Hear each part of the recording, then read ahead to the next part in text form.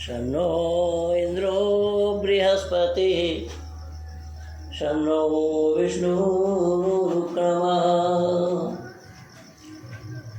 आदर और सम्मान के योग्य मेरे भाई माननीय प्रधान जी, जो निरंतर इस आर्य समाज को गति देने में लगे हुए हैं, अपने युवा साथियों को साथ लेकर, और ऐसे ही युवा ओजस्वी माननीय मंत्री जी भाई दिनेश जी, जो हमेशा इस समाज को आगे बढ़ाने के लिए तत्पर रहते हैं। इसमें विभिन्न विद्वानों का आगमन और विभिन्न विद्वानों का स्वागत जो मन से किया जाता है वो वाकई में सराहनीय है। परमात्मा की असीम अनुकंपा है कि इस उत्तरोला आर्य समाज में या उत्तरोला आर्य समाज से मेरा संपर्क बड़ा पुराना है। मैं बहुत वर्षों तक इस समाज में आता रहा हूँ। भले ही बीच में कई वर्ष नागा ज़रूर हुए हैं, जो आज माननीय कोतवाल साहब भी बता रहे थे। कितने वर्ष के बाद आए, सारा रिकॉर्ड है मेरे पास। रिकॉर्ड तो ज़रूर है, लेकिन उससे पहले का रिकॉर्ड देख करके भी आपको अंदाज़ा लगा लेना चाहिए कि मैं कितना बार आया इस समाज में। केवल वर्तमान को ही नहीं, अपितु भूत को भी देखा जाना चाहिए था।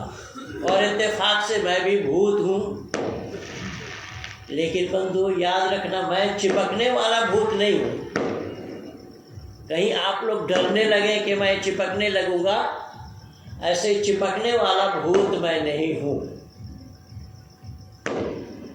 तो इसी बिना पर, इसी आधार पर जो वैदिक संस्कृति हमें और आपको ऋषि दयानंद के द्वारा मिली है, ऋषि दयानंद के विष पान करने के बाद ही हमें और आपको यह वैदिक संस्कृति मिल पाई। ऋषि दयानंद के किए गए उपकार को हमने जानना समझने का प्रयास नहीं किया। भाई दयानंद जी बिल्कुल ठीक कह रहे थे, पर दुर्भाग्य तो ये है कि ऋषि दयानंद का नाम लोग लेना नहीं चाहते। ऋषि दयानंद के किए गए उपकारों का बखान करना नहीं चाहते। ऋषि दयानंद के किए गए मानव समाज के उत्थान के लिए जो बातें उन्होंने की है और जो काम उन्होंने करके दिया है, उन सब बातों से ये तथाकथित हिंदू कहलाने वाले वाकिफ होना नहीं चाहते। मैं तथाकथित इसीलिए कह रहा हूँ कि हिंदू नाम हमारा निजी नाम नहीं है। हिंदू नाम दूसरे लोगों का दिया हुआ है, जिसका अर्थ उर्दू शब्दकोश में देखें, अरबी शब्दकोश में देखें, फारसी शब्दकोश में देखें और अरबी शब्दकोश में भी देखें। हिंदू के माने चोर, लुच्चा, लफंगा, शराबी, कबाबी, दगाबाज, बदमाश, काला, काफिर, इतने अर्थ दिए हुए हैं। अगर आप लोगों को मेरे दिए हुए ये प्रमाण, अगर आप लोग विश्वास करना नहीं चाहेंगे तो मोबाइल और एंड्रॉयड फ़ोन प्रायः लोगों के जेब में है। आप गूगल को खोलिए, गूगल को खोल करके इतना लिखिए, the about name of Hindu. इतना लिखने पर आप 5 पेज पा जाएंगे कि हिंदू नाम किसका दिया हुआ है, कब दिया गया है, जिन्होंने नाम दिया उन्होंने इसका अर्थ क्या लिया है, क्या किया है। लेकिन ये तथाकथित हिंदू कहलाने वाले उस सच्चाई को जानने का भी प्रयास नहीं करते हैं। ऋषि दयानंद ने इसलिए अपने पूना प्रवचन में, जिस पूना में ऋषि दयानंद का निरंतर 15 प्रवचन हुआ था, उन सभी प्रवचनों का संकलन पुस्तक के रूप में किया गया है, जिस पुस्तक का नाम है उपदेश मंजूरी या पूना प्रवचन, 2 नाम है उस किताब के। उस पुस्तक में आप देख सकते हैं ऋषि दयानंद अपने वक्तव्य में एक बार हिंदू शब्द कह गए और कहने के बाद फौरन कह रहे हैं, अरे हिंदू नहीं आर्य कहो, मैंने गलती से बोल दिया, क्योंकि तुम कर्म भ्रष्ट तो हो ही चुके हो, पर नाम भ्रष्ट मत होना। हिंदू के मानी है चोर, लुच्चा, लफंगा, शराबी, कबाबी, दगाबाज, बदमाश, काला, काफिर। जो मैं आप लोगों को गूगल में सर्च करने के लिए बोला हूँ, गूगल में जा कर के आप लिखिए the about name of Hindu. इतने लिखने के बाद आप ये सब बातें पा जाएंगे जो मैं बोला हूँ। लेकिन दुर्भाग्य क्या है? दुर्भाग्य ये है कि ऋषि दयानंद ने वेद से निकालकर आर्य शब्द को दिया है। आज ये तथाकथित हिंदू आर्य अपने को कहने के लिए तैयार नहीं है। वेद में आया है अहम भूमिम आददाम आर्य, ये भूमि मैंने आर्यों को दी। बोला आर्य कौन है? बोल गुण कर्म स्वभाव से जो श्रेष्ठ हैं उनका नाम आर्य है। तो ये भूमि मैंने आर्यों को दी, हिंदुओं को नहीं। अगर कोई कहे तो हिंदू इससे लाभ कैसे उठा रहे हैं, ये बहुत सीधा सा तर्क है। जैसे आप लोग इस शामियाना के नीचे बैठे हैं आर्य समाज के प्रांगण में, गेट में बत्ती लगी है या नहीं बंधु? ज़रा जल्दी बोलना, आप लोगों से पूछ रहा हूँ, गेट में बत्ती लगी है क्या? हाँ जी, क्यों डर करके क्यों बोल रहे हैं? बत्ती लगी है देख करके भी नहीं बोलना आता है, सच बोलना कब सीखेंगे? तो गेट में जो बत्ती लगी है वो बत्ती आप अपने फायदे के लिए लगाया या औरों के फायदे के लिए लगाया? अपने फायदे के लिए लगाया। इसीलिए देखिए पढ़े लिखे लोगों के साथ बात करने में बड़ा मज़ा आता है, आनंद आता है, तपाक से जवाब दे देते हैं। अपने फायदे के लिए लगाया। अब अंदाज़ा लगाइए, हमने गेट पे बत्ती इसलिए लगाई कि हमारे सभा में आने वालों को कांटा, कीचड़, खंदक, गड्ढा, पत्थर ना लगे, इससे ये बच जाएं, आसानी से इस सभा में आ पाएँ, इसी उद्देश्य से लगाया या कुछ और? इसी उद्देश्य से लगाया। देखिए पढ़े लिखे लोगों के साथ बात करने में यही मज़ा आता है, इसलिए मैं बार बार बोल रहा हूँ कि इस उद्देश्य से हमने लगाई बत्ती कि हमारे सभा में बाहर से आने वालों को कोई कठिनाई और परेशानी का सामना करना ना पड़े, कांटा से, कीचड़ से, खंडक से, गड्ढा से, पत्थर से ठोकर ना लगे। तो अपना फायदा है या दूसरे का फायदा है? अरे अपना फायदा है। लेकिन अंदाज़ा लगाना कि आपने अपने फायदे के लिए तो बत्ती लगाई, लेकिन आपका विरोधी आपके पड़ोस में रहता है उस बत्ती के समीप में, तो क्या उस बत्ती से वो काम ले सकता है या नहीं? बंधुओं जरा जल्दी बोलना। ले सकता है। बस यही प्रमाण है। परमात्मा ने ये भूमि दी हम आर्यों के लिए, लेकिन अनार्य लोग भी उससे लाभान्वित हो रहे हैं। जैसे हमारे लगाए हुए बत्ती से हमारे विरोधी, खाली पड़ोसी नहीं, हमारे विरोधी भी लाभान्वित हो रहे हैं। जो हमारा विरोधी है वो भी इससे फायदा उठा रहे हैं। यही कारण है कि परमपिता परमात्मा ने ये भूमि हमारे लिए दिया है, लेकिन हमारे पड़ोसी हमारी दी हुई भूमि से अपना लाभ ले रहे हैं। अंदाज़ा लगाइए। लेकिन इस सच्चाई को भी दुनिया ने जानने का प्रयास नहीं किया और खामखा ये बोलना चालू कर दिया, गर्व से कहो हम। फिर दोबारा दोहरा दीजिए जरा, गर्व से कहो हम हिंदू हैं। तो भाई हिंदू होने में कौन सा गर्व है? चोर, लुच्चा, लफंगा, शराबी, कबाबी, दगाबाज, बदमाश, काला, काफिर बनने में गर्व है क्या? हाँ जी। अब रही बात, जब चोर, लुच्चा, लफंगा, शराबी, कबाबी, दगाबाज, बदमाश, काला, काफिर हमारे लोग कहते होते तो भी बात थी। हमारे विरोधियों ने कहा, तो हमारे विरोधियों ने जो कहा है, उन विरोधियों के दिए हुए नाम को हमें स्वीकार करना चाहिए था या नहीं? बंधुओं जरा जल्दी बोलना। नहीं करना चाहिए था। तथापि लोग इसको गर्व से कहो हम हिंदू हैं ये कह रहे हैं। इसका कारण क्या है वो सुनिएगा। इसका कारण ये है कि ये हिंदू नाम दिया हुआ मुसलमानों का है। मुसलमानों ने जब यहाँ पर अपना वर्चस्व कायम किया तो यहाँ के जो बहुसंख्यक लोग थे उन लोगों पर एक टैक्स लगाया, जिस टैक्स का नाम जजिया टैक्स। उस जजिया टैक्स लगाने के बाद उनको हिंदू कह के चिन्हित किया, हिंदू कह के पुकारा, केवल टैक्स लेने के लिए।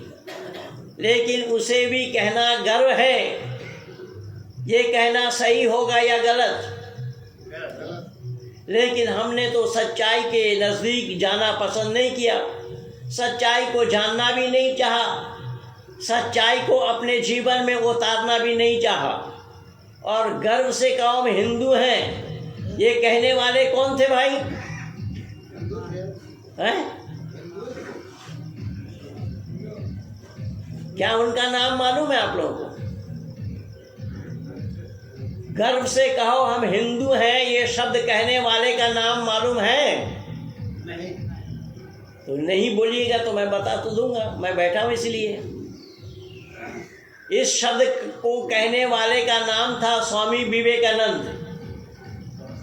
इस स्वामी विवेकानंद ने कहा कि गर्व से कहो हम हिंदू हैं। अच्छा, हिंदू होने में कोई गर्व की बात है क्या? चोर, लुच्चा, लफंगा, शराबी, कबाबी, दगाबाज, बदमाश, काला, काफिर बनना गर्व की बात है? या आर्य बनना गर्व की बात है? हमारे किसी भी इतिहास वेत्ताओं ने किसी भी इतिहास के पुस्तकों में हमें हिंदू कह के नहीं पुकारा। आप लोगों को विश्वास देने के लिए मैं निवेदन कर रहा हूँ, मर्यादा पुरुषोत्तम राम को क्या कह के संबोधित किया गया रामायण वाला सीरियल में? आर्यपुत्र। तो हिंदू पुत्र क्यों नहीं कहा गया? तो मर्यादा पुरुषोत्तम नाम हिंदू थे या आर्य थे? आर्य थे। लेकिन आज हिंदू इन बातों को कहने के लिए भी तैयार नहीं है।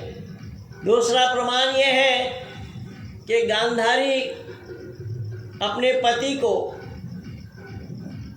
कौन सा शब्द से संबोधित किया था? आर्यपुत्र। तो उस समय दयानंद का काल था क्या? नहीं। तो फिर यह आर्य शब्द कहाँ से आया? आर्य शब्द वेद का है। आर्य शब्द वेद में आया है, इसलिए मैं बोला अहम भूमि में आददाम आर्य, ये भूमि मैंने आर्यों को दिया। अच्छा, इसके बाद भी एक सीरियल और दिखाया गया था, चाणक्य वाला सीरियल में आर्य वीर आर्य योद्धा कहा गया है या नहीं बंधुओं, जरा जल्दी बोलना। कहा गया है। उसके बाद भी एक सीरियल और दिखाया गया जिसको चाणक्य बोलते हैं। चाणक्य वाला सीरियल में आर्य वीर आर्य योद्धा कह के पुकारा गया या नहीं पुकारा गया? तो क्या उस समय ऋषि दयानंद थे? तो वो आर्य शब्द कहाँ से आया? तो वेद से आया है। पर हिंदुओं ने वेद से लेना पसंद किया क्या? हिंदुओं ने वेद को तिलांजलि दिया, और वेद को तिलांजलि देने के बाद जो नतीजा हुआ वो हमारे और आपके सामने आज मौजूद है। हमने सच्चाई को जानने का प्रयास नहीं किया। मैं और भी प्रमाण दे रहा हूँ, बंधुओं जरा विचार करके देखना।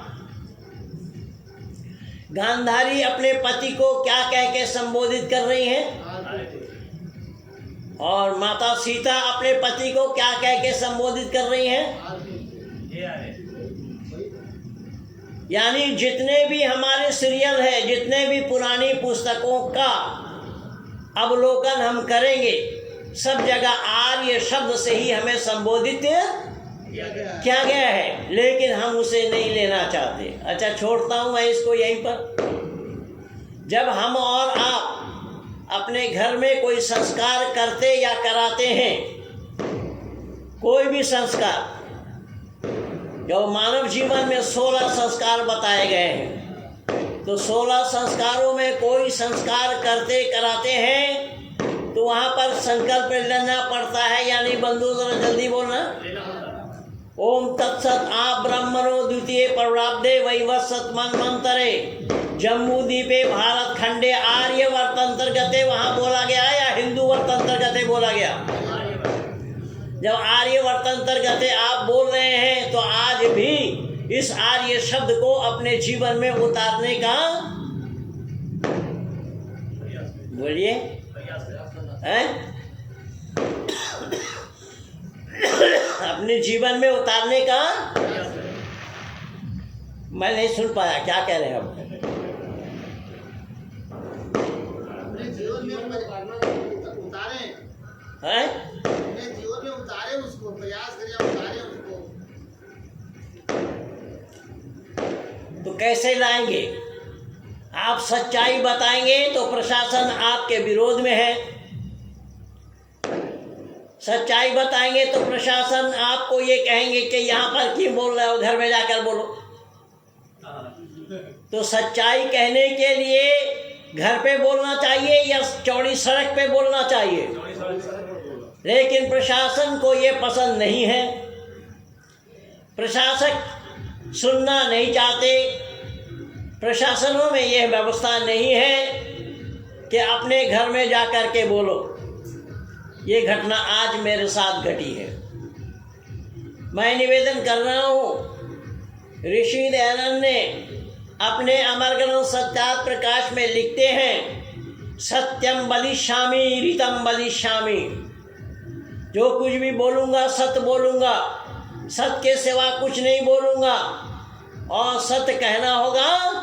चौड़ी सड़क पर खड़ा हो करके भी मैं सत्य ही बोलूँगा, और घर के काल कोठरी में बैठ करके भी मैं सत्य ही। अरे ज़रा जोर से बोलो ना, इतने लोग बैठे। लेकिन आज इसी सत्य पर ही पर्दा डाला जा रहा है। लोग कह रहे हैं कि सत्य बोलो, अपने घर में जा कर के बोलो, सरेआम न बोलो। सरेआम लोग गलत कर रहे हैं।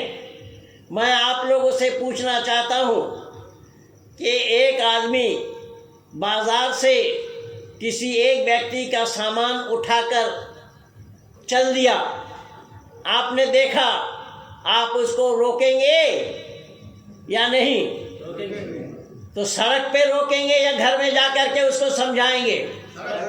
इन अकल के दुश्मनों से पूछिए जो बिल्ला लगाकर घूम रहे हैं आज। ऐसे लोगों के पास दिमाग नाम की कोई चीज़ है या नहीं, ज़रा विचार करना। विरोध जहाँ कहीं भी होगा, अर्थात सत्य का विरोध कोई भी करे, कहीं भी करे, फौरन उसे हमें टोकना है, फौरन उसे हमें याद दिलाना है कि सत्य का विरोध आपको करना नहीं चाहिए। सत्य का विरोध इसलिए नहीं करना चाहिए कि आप मानव जो ठहरे। क्या ठहरे? जरा कस के बोलिए ना, मैं भी गदगद हो उठूं। चला चली का बेला है, रात के अंधेरे में इतने बजे भी आप लोग सब बैठे हुए हैं। मेरी तबीयत भी नासाज है, फिर भी मैं आप लोगों का हिम्मत अफजाई करने के लिए आप लोगों की सहमति चाह रहा हूँ। मैंने निवेदन किया, सड़क के पे किसी एक व्यक्ति ने गलती की, सड़क पर किसी एक व्यक्ति ने गलती की या गलती किया हुआ उसका पहले का ही है, तो जब वो मिल जाए तब आप उसे बोलेंगे या उसके कमरे में ले जा करके बोलेंगे? वही बोलेंगे जहाँ मिलेगा। हाँ जी, वही बोलेगा जहाँ मिलेगा। लेकिन प्रशासन का कहना है कि यहाँ मत बोलिए। यहाँ क्यों बोल रहे हैं? अपने घर में जा कर के बोलिए। इसीलिए आज ये सारा मामला बिगड़ा हुआ है। मानवता पर कुठाराघात हो रहा है और सब मिल करके मानवता पर कुठाराघात कर रहे हैं। ऋषि दयानंद ने इसे सख्त मना किया, ऋषि दयानंद ने इसका सख्त विरोध किया।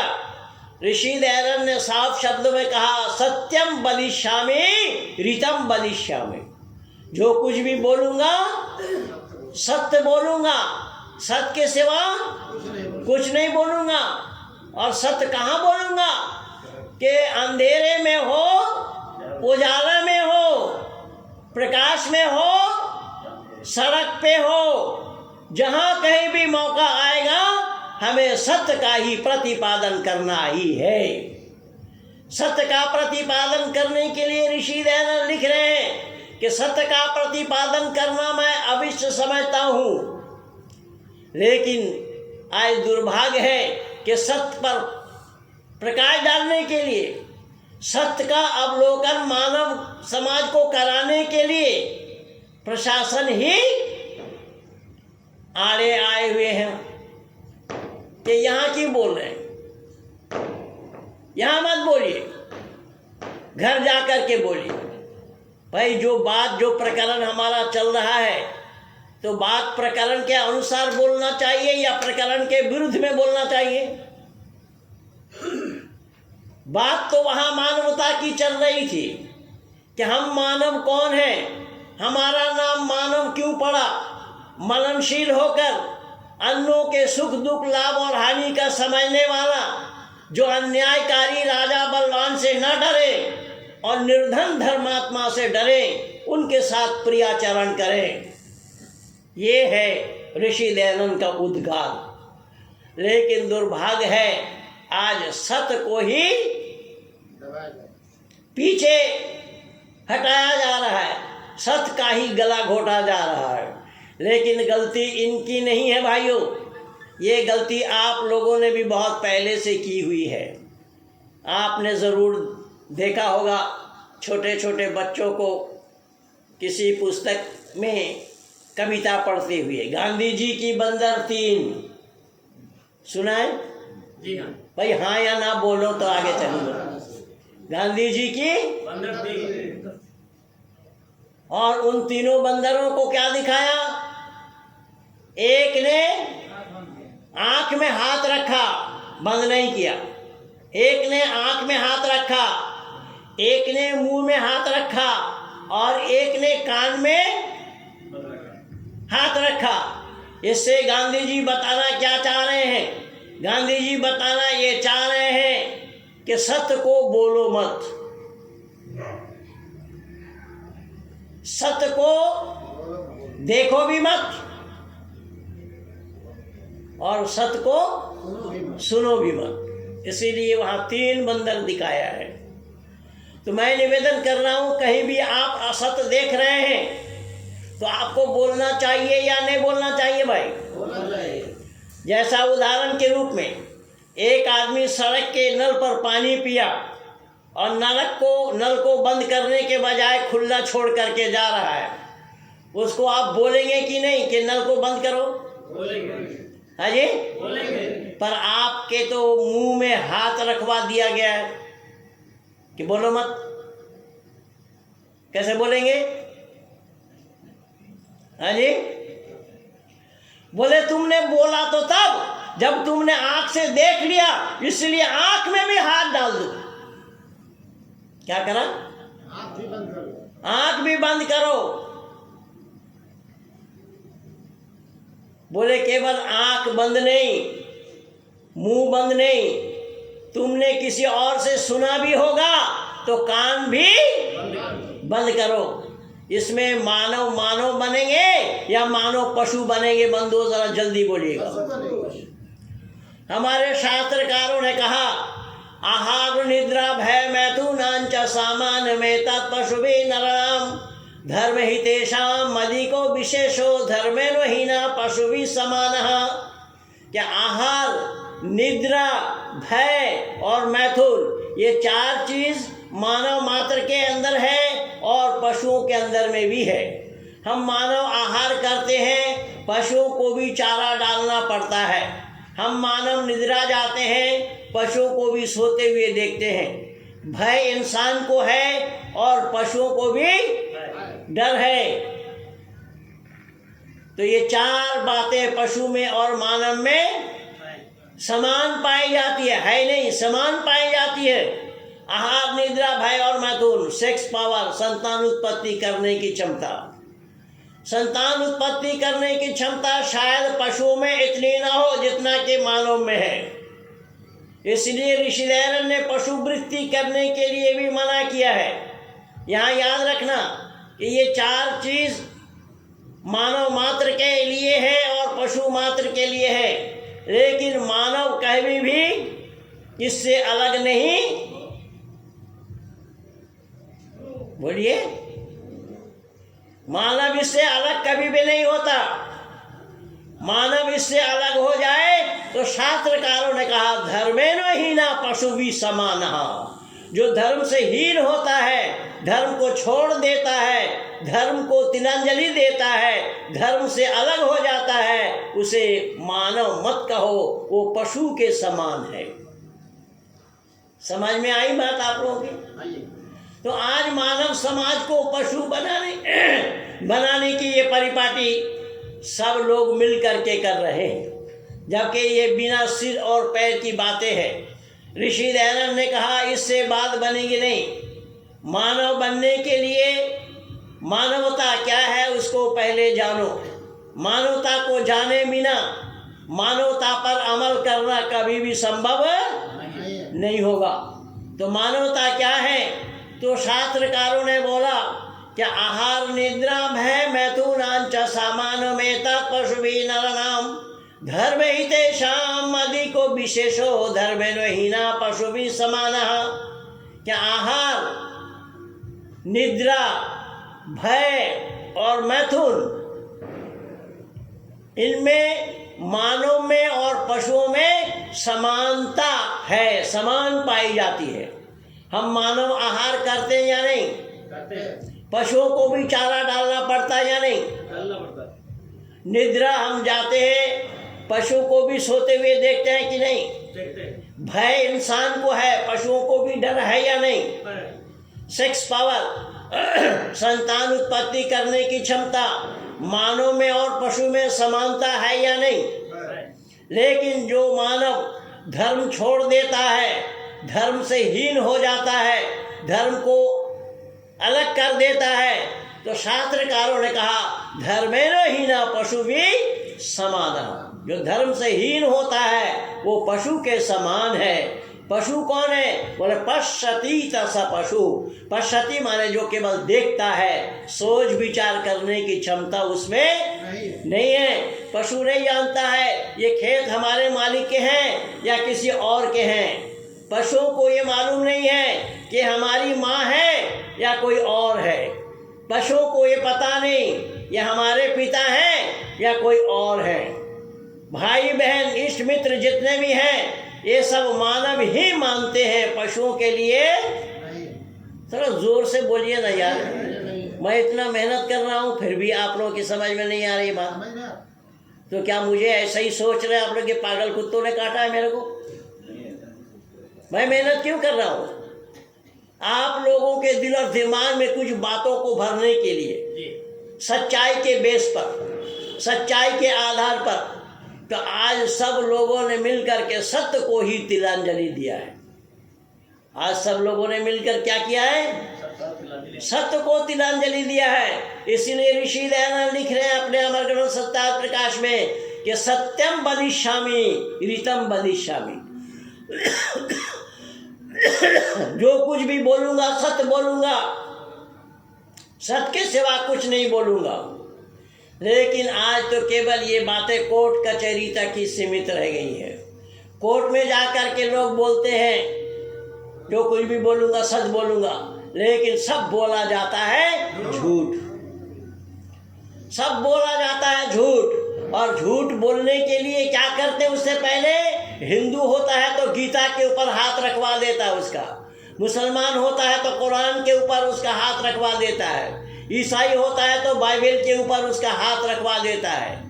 इस तरीके से ये जितने भी मत मजहब वाले हैं, सभी मत मजहब वालों की पुस्तकों पर हाथ रख करके बुलवाया जाता है जो कुछ भी बोलूंगा सत्य बोलूंगा। लेकिन वहां सारा A to Z सब झूठ बोला जा रहा है। ये क्या हो रहा है भाई? हो क्या रहा है? मानवता की हत्या हो रही है। ऋषि दयानंद कह रहे हैं कि यही इसी का इनाम मानवता की हत्या है। मानवता क्या है दुनिया वालों ने जानने का प्रयास नहीं किया। मानवता को अगर दुनिया के लोग जानते होते तो आज भारत का नक्शा कुछ और ही होता, मैं दावा के साथ कह रहा हूँ। लेकिन यहाँ बात सब बिगड़ी है। बात यहाँ ऐसी बिगड़ी है कि अपूज्य यत्र पूज्यन्ते पूज्य नाम चाबुमानना त्रिणी तत्व वर्धनते दुर्भिक्षम मरणम भयम। कि जिस देश में आपूज्यों की पूजा हुई है और पूजनीय लोग जहाँ पर तिरस्कृत होते रहे हैं, उसी देश में अकाल मृत्यु और भय ये तीनों लगा रहेगा। उससे आप छुटकारा नहीं पा सकते। हमारे इस देश में अपूज्यों की पूजा हुई है और पूजनीय लोग तिरस्कृत हुए हैं। आप कहेंगे कैसा?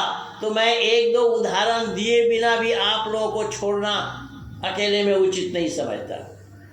बंधु जरा जिम्मेदारी के साथ बतलाना, आप लोगों से मैं पूछ रहा हूं कि जुआ खेलना धर्म है या अधर्म? अरे बच्चा बाबू में बोल रहे हैं जुआ खेलना अधर्म है। लेकिन जुआ खेला जिसने उसको लोगों ने धर्मराज कहा। अरे तो कैसा धर्मराज होना संभव होगा युधिष्ठिर के लिए? तो पाठ गलत पढ़ाया गया। अगर आप पाठ गलत पढ़ेंगे तो सारा समूह आपका गलत ही होगा। कितना बड़ा दुर्भाग्य है। जिस अर्जुन ने अपने जिंदगी में कभी झूठ नहीं बोला, बड़े भाई को जुआ खेलने से भी रोका, ऐसे अर्जुन को केवल हमने वीर कहा। और जिन्होंने घर के कुल बधू को जुआ के बाजी में लगा लिया, उन्हें हमने धर्मराज कह रखा है। और जबकि राजा अश्वपति भी चिल्ला चिल्ला कर कह रहे हैं हमारे देश में कोई जुआरी नहीं, कोई शराबी नहीं, कोई व्यभिचारी नहीं, कोई चोर तक नहीं है। तो जिस देश में जुआरी, शराबी, व्यभिचारी, चोर तक नहीं है, उस देश में जुआरी को धर्मराज कहना सही है या झूठ? जल्दी बोलना। हाँ जी। लेकिन आर्य समाज के मंच को छोड़ करके कहीं पर किसी मंच पे आप लोगों ने सुना है कि हाँ युधिष्ठिर ने झूठ बोला? हाँ जी, युधिष्ठिर ने झूठ नहीं बोला। क्या कह रहे हैं भाई? झूठ नहीं बोला।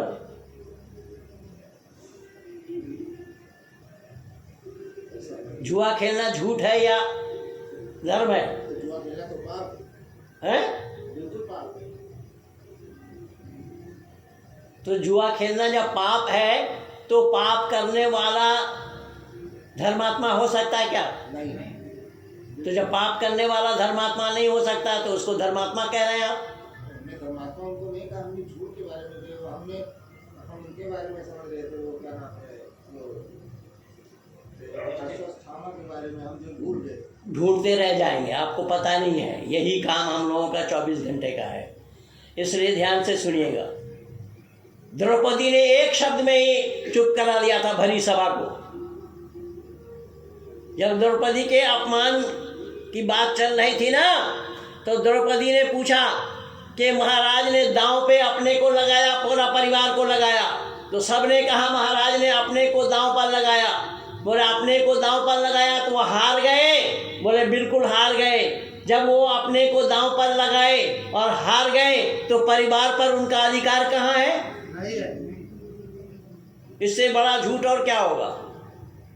लेकिन हमें पाठ गलत पढ़ाया गया है। हमें यहाँ पर सही को गलत और गलत को सही पाठ पढ़ाया गया है। एक दो प्रमाण नहीं, ऐसे अनेक प्रमाण हैं। देखिए एक एक करके मैं कुछ प्रमाण प्रस्तुत कर रहा हूँ। वेद उद्धारक किसको कहा भारत में? पूछ रहा हूँ आप लोगों से। वेद उद्धारक? हाँ, देवदयानंद? नहीं, देवदयानंद को कहते हैं या कहा गया है, वो तो आर्य समाजी लोग बोलते हैं। अच्छा। लेकिन पौराणिक जगत बोलते हैं, पौराणिक जगत मानते हैं कि वेद उद्धारक आदि गुरु शंकर था। क्या बोला? आदि गुरु शंकर आचार्य वेद उद्धारक थे। और मैं आज यहाँ बैठे प्रमाण दूंगा कि आदि गुरु शंकर आचार्य वेद को जानते नहीं थे, वेद का उद्धार क्या करते। आदि गुरु शंकर आचार्य अगर वेद को जानते होते तो उन्हें ये शब्द कहना ही नहीं पड़ता। जैसा उदाहरण के रूप में कि आदि गुरु शंकर आचार्य वेद को नहीं जानते हैं। वेद में मातृशक्ति को माता निर्माता भवती कहा गया, माँ निर्माण करने वाली बताया गया। कहाँ बताया गया? वेद में। वेद में। केवल इतना ही नहीं, मनु महाराज और लिखते हैं यत्र नार्यस्तु पूज्यन्ते रमन्ते तत्र देवता, कि जहाँ नारियों की पूजा होती है वहाँ देवता का निवास होता है। और शंकराचार्य क्या कह रहे हैं? नरकस्य द्वारम नारी, नरक के द्वार नारी है। लेकिन मैं दुनिया वालों से पूछना चाहता हूँ, अगर नरक के द्वार नारी है ये शंकराचार्य कह रहे हैं, तो शंकराचार्य की माँ ना होती वो कहाँ से आते दुनिया में? आओ, किसको आना हो सामने आओ। मैं दावा के साथ कह रहा हूं, इसी तरीके से झूठ का पुलिंदा बना करके जनमानस में परोसा गया है, जनमानस में प्रस्तुत किया गया है झूठ का पुलिंदा बना करके। तो जब तक आप झूठ को नहीं छोड़ेंगे, सत्य को नहीं अपनाएंगे, तो मानव जीवन का सफल बनाया जाना भी संभव नहीं होगा। इसलिए मैं निवेदन कर रहा हूँ, केवल इतना ही नहीं, आदि गुरु शंकराचार्य नारी को नरक का द्वार बताया, नरकस्य द्वारम नारी कहा। जिस मातृशक्ति को, जिस माँ के कोख से जन्म लिया है, ऐसे मातृशक्ति को नरक का द्वार बताना ये सही था या गलत?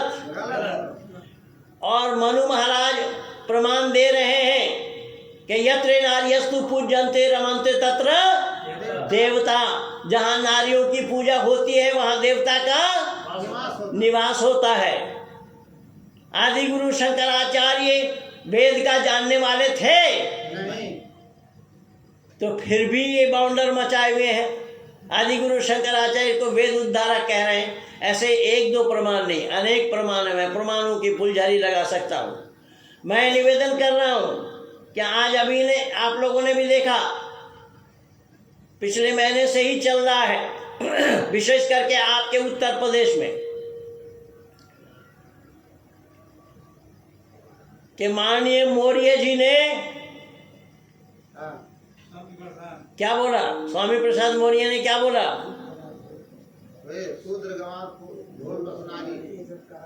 ढोल गंवार शूद्र पशु नारी ये सब ये किसने बोला? हाँ जी, जरा अंदाजा लगाइए। इस पर सवाल उठाया गया और इस पर बहुत सारे विद्वानों ने लिखा है जैन समाज के विद्वानों ने लिखा है, 8 विद्वानों का लेख है, जिस पुस्तक का नाम है हिंदू धर्म के पथ भ्रष्टक तुलसीदास, जिसका जवाब आज तक नहीं आ पाया। 1-2 प्रमाण नहीं है, ऐसे अनेक प्रमाण हैं। तो आज सब मिल करके सत्य पर ही पर्दा डाल रहे हैं। सत्य को तिलांजलि दे करके मानवता की रक्षा हो पाएगी क्या? मानवता की रक्षा के लिए ऋषि दयानंद के पाठ को पढ़ना पड़ेगा। ऋषि दयानंद के बताए हुए पाठ को आप लोगों को याद करना पड़ेगा, तभी सच्चाई का पता लगेगा, तभी सत्य को सामने उजागर कर पाएंगे। लेकिन बहुत बड़ा दुर्भाग्य है कि हमारे देश में आज सत्य को आप बोलिए तो सत्य का विरोध हो रहा है। और विरोध करने वाले कौन है? अपने तथाकथित हिंदू, जो सत्य को जानते नहीं, जो सत्य को जानते नहीं वही विरोध कर रहे हैं। इसीलिए इन्हें चुनौती देना चाहिए कि भाई सत्य क्या है और असत्य क्या है। आओ सामने बैठ कर के हम पड़ताल करें, जरा विचार करके देखना कि नारी को नरक का द्वार तो शंकराचार्य ने कहा, और बाबा तुलसी ने क्या बोला, कबीरदास ने क्या बोला, और लोगों ने भी क्या बोला कि नारी की छाया पड़त अंधा होत भुजंग, कबीरा तिनको किन गति जो नित्य नारी के संग। कबीर जी बतला रहे हैं कि नारी की परछाई अगर सांप पर पड़ जावे तो सांप अंधा हो जाता है। बंधु, ये बात सही है क्या? नहीं। अगर ये बात सही होती फिर कबीर अपने पत्नी से संतान उत्पत्ति कैसे करते? कबीर का ही तो बेटा था ना कमाल। ये कैसे संभव होता? केवल इतना ही, सब ने मिल करके इसी सत्य पर पर्दा डाला है। ऋषि दयानंद ने इसी सत्य को उजागर करने के लिए मानव समाज से अनुरोध किया है। क्या है? मानव, हमारा नाम मानव है, हमें उचित क्या है कि सत्य को धारण करने में और असत्य को छोड़ने में सर्वदा उद्यत रहना चाहिए। ऋषि दयानंद ने आर्य समाज के 4था नियम में लिखा है कि सत्य को धारण करने में और असत्य को छोड़ने में सर्वदा उद्यत रहना चाहिए। किसको? मनुष्य। हाँ, मानव मात्र को। जो मानव सत्य को धारण नहीं करता, जो मानव सत्य को जानने का प्रयास नहीं करता, जो मानव होकर अधिकारी होकर के ये कहता है कि सत्य बोलना हो तो सड़क पे मत बोलो, घर में जाकर के बोलो, ऐसे लोगों की तादाद आज धरती पर ज्यादा है कि नहीं? पर बोलते क्यों नहीं आप लोग? इतने लोग बैठे हैं लेकिन फिर भी सच्चाई को स्वीकार करना नहीं चाहते। ये कितना बड़ा दुर्भाग्य है। इसलिए मैंने निवेदन किया, ऋषि दयानंद ने एक एक करके खोल करके मानव समाज को सच्चाई को दिया है। क्या है? मानव सत्यम वदिष्यामि ऋतम वदिष्यामि। जो कुछ भी बोलो सत्य बोलो, जो कुछ भी बोलूँगा सत्य बोलूँगा, सत्य के सिवा कुछ नहीं बोलूँगा। लेकिन ये बात तो कोर्ट कचहरी तक ही सीमित रह गया है, लेकिन वहाँ सारा बोला जा रहा है झूठ। मुसलमानों को कुरान के ऊपर हाथ रख करके बोलना पड़ता है या बुलवाया जाता है। जो कुछ भी बोलूँगा सत्य बोलूँगा, सत्य के सिवा कुछ नहीं बोलूँगा। ईसाइयों को भी बाइबल पर हाथ रख करके बुलवाया जाता है। जो कुछ भी बोलूँगा सत्य बोलूँगा, सत्य के सिवा कुछ नहीं बोलूँगा। और हिंदुओं को भी रामायण पर या रामचरितमानस पर हाथ रख करके ये बुलवाया जाता है कि जो कुछ भी बोलूँगा सत्य बोलूँगा, सत्य के सिवा कुछ नहीं बोलूँगा। लेकिन कितना बड़ा दुर्भाग्य है इस मानव समाज का, ये वादा करने के बावजूद भी झूठ ही बोला जा रहा है। कचहरी में सच बोला जाता है क्या? नहीं। अरे झूठ बोला जाता है। ना तो वकील सत्य बुलवाते हैं और ना जज सत्य सुनना चाहते हैं। सारा मिल करके ये बखेड़ा किया हुआ है। इसीलिए मैं निवेदन कर रहा हूँ कि सत्य से लोग कोसों दूर है। सत्य को लोगों ने अपनाना नहीं चाहा, सत्य को लोगों ने अपने जीवन में उतारना नहीं चाहा, सत्य को अपने आचरण में लाने का प्रयास नहीं किया, जो मानवता पर कुठाराघात हो रहा है। इसलिए बंदो, चलते चलते एक बात मैं और कह दूं और वाणी को विराम की ओर ले चलूं, लेकिन ये प्रकरण ऐसा है कि ना मालूम मैं कितने रात और कितने दिन बोल जाऊंगा, फिर भी आप लोग उठने का नाम नहीं लेंगे, ये मैं जानता हूँ। इतना भरोसा मैं अपने ऊपर भी रखता हूँ कि जितना मैं बोलूँगा उतना ही कम और थोड़ा होगा, क्योंकि सत्य का प्रतिपादन दुनिया वालों ने करना छोड़ दिया और सत्य का प्रतिपादन जहाँ किया जा रहा है उसको सुनने में आनंद आता है या नहीं बंधु? जरा जल्दी बोलना। आता है। तो सुनने में आनंद आता है, इसलिए आप लोग उठने का नाम नहीं लेंगे। जो मैंने कहा उदाहरण के रूप में देखिएगा जरा, हो क्या रहा है। एक आदमी दूसरे आदमी को कत्ल करना सही है या गलत? जरा स्वर से स्वर मिला करके बोलिए। एक आदमी दूसरे आदमी को कत्ल करना सही है या गलत? पर अल्लाह ने कहा वक़ातिलहुम हत्ता ला तकून फितनतुन व यकून अद-दीनु लिल्लाह, कि जब तक अल्लाह का दीन तमाम दुनिया में फैल ना जावे, काफिरों को जहाँ पाओ वहीं कत्ल करो। ये कत्ल का आदेश किसने दिया है? हाँ जी, अल्लाह ने। तो अल्लाह बोलेंगे या हल्ला कहा जाएगा? अल्लाह क्या ये अल्लाह का काम हो सकता है नहीं। कि अपने संतानों को मारने का हुक्म दे? लेकिन आप लोगों को जानकारी नहीं है, अल्लाह ने यहाँ पर संतान नहीं कहा। कोई काफिर अल्लाह का संतान नहीं है। इसलिए मुसलमानों से कहा या अय्युहन नबी हर्रिज़िल मोमिनीन अला क़ितालिही यकुम मिनकुम, ऐ नबी तुम मुसलमानों को उभारो इन काफिरों को मारने के लिए, जिहाद के लिए इनको उभारो। तुम 200 मुसलमान हो, 20 मुसलमान हो, 200 काफिरों पर भारी पड़ोगे, और तुम 100 हो तो 2000 पर भारी पड़ोगे।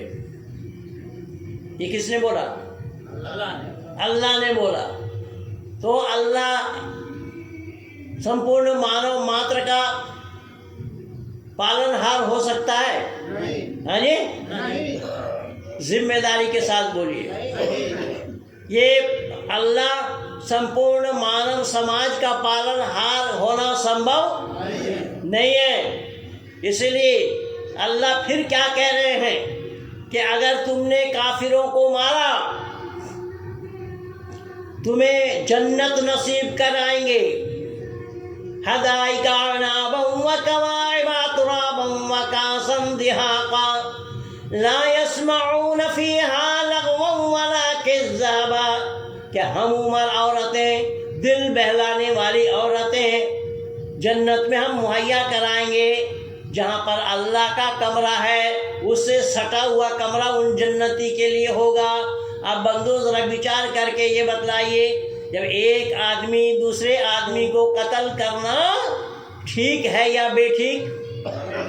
पाप है या पुण्य? ऐसे पाप करने वालों को अल्लाह जन्नत मुहैया करा रहे हैं, या अल्लाह है या क्या और है? अल्लाह का होना संभव होगा। अल्लाह दयालु है। कुरान कह रहा है अल्हम्दुलिल्लाहि रब्बिल आलमीन अर्रहमानिर रहीम मालिक यौमिद्दीन, ये तमाम तारीफ़ें अल्लाह के लिए है जो रहम करने वाला मेहरबान है, जो यौम जज़ा की मालिक है। अल्लाह अगर रहम करने वाला मेहरबान है तो अल्लाह मुसलमानों के हाथ गैर मुस्लिमों को हत्या करा करके दया कर रहे हैं क्या? ये क्या हो रहा है? मानवता पर कुठाराघात हो रहा है। इन्हीं सब बातों को ऋषि दयानंद ने अपने अमर ग्रंथ सत्यार्थ प्रकाश में खोल खोल करके लिखा है। दुनिया वाले जानते नहीं हैं। अब इस सच्चाई को बोले तो बोले सड़क पे ना बोलो। भाई सड़क पे क्यों ना बोलेंगे जब हम सड़क चल रहे हैं? सड़क पे चलने वाले लोग तो और भी काम कर रहे हैं, उनको रोकते क्यों नहीं आप? जब वो लाठी हिला हिला करके वो भी उपद्रव मचा रहे हैं इस तरीके से, वो भी ये प्रचार कर रहे हैं कि अल्लाह का दीन तमाम दुनिया में फैल न जावे, जब तक काफिरों को जहाँ पाओ वहीं कत्ल करो। क्या इन पुलिस वालों में दम है कि हाँ उनको रोके? हाँ जी,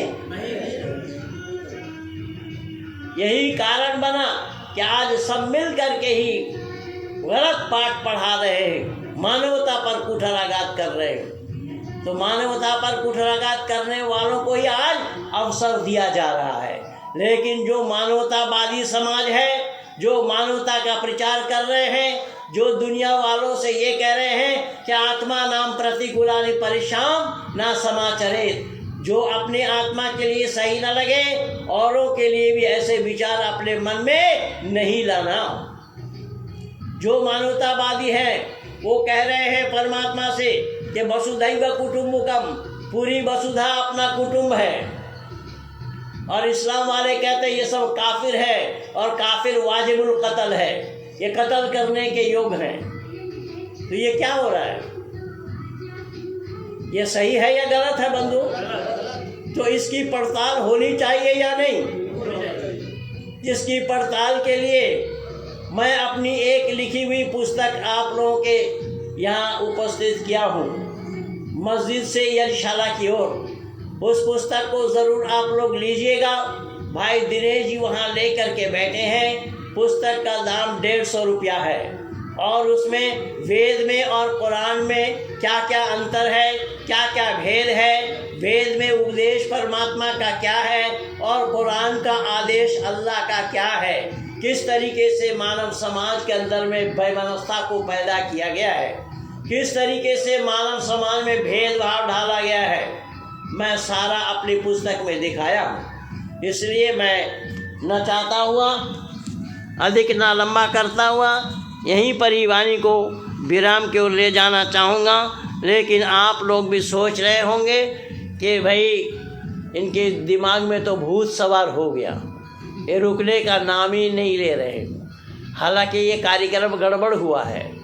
कार्यक्रम बनाया गया था भाई ठाकुर प्रसाद जी 9 से 10 बजे तक बोलेंगे, सत्यार्थी जी 10 बजे से 11 बजे तक बोलेंगे। भाई ठाकुर प्रसाद जी सोचने लगे तेरे से ज़्यादा और विद्वान दुनिया में कोई है ही नहीं, ये खींचते चले गए 11 बजे तक और किसका समय लिया पता नहीं, इसलिए मैं भी लेट हुआ हूँ। चलिए कोई बात नहीं, आप लोगों ने फिर भी मेरी बातों को ध्यानपूर्वक सुना है, इस पर चिंतन और मनन करिए। पुस्तक को ज़रूर अपने घर में ले जाने का प्रयास करेंगे। इन्हीं शब्दों के साथ मैं अपने वाणी को यहीं पर विराम दे रहा हूँ। कहिए भारत माता की जय।